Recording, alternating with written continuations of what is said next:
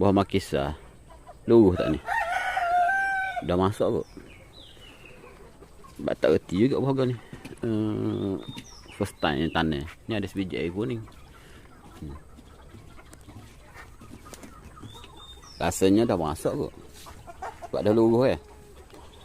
Mari kita try buka. Dah. Kita preview. Bukan preview, kita review. Kita tengok.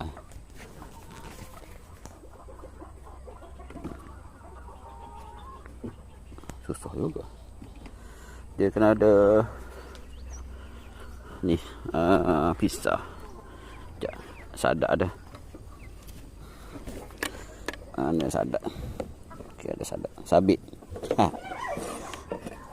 Okey. Kita review.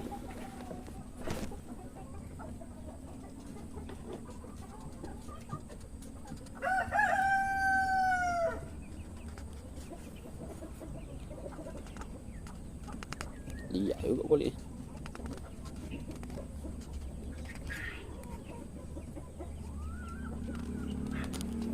Okay, kau pergi risaukan tangan dia sebenarnya.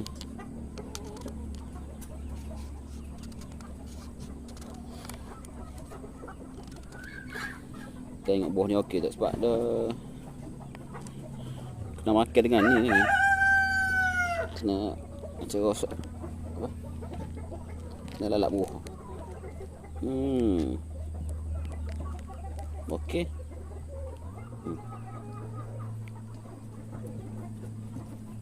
Bismillahirrahmanirrahim.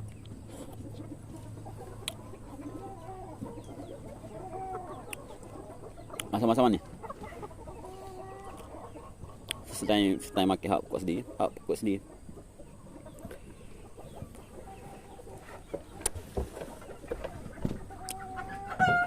Masa dia lembek-lembek sikit dah.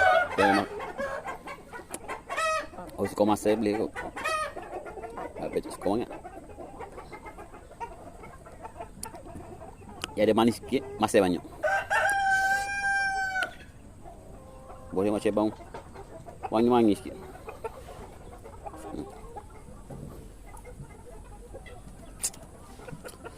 So, kita sipeh bagi orang lain terap. Okay.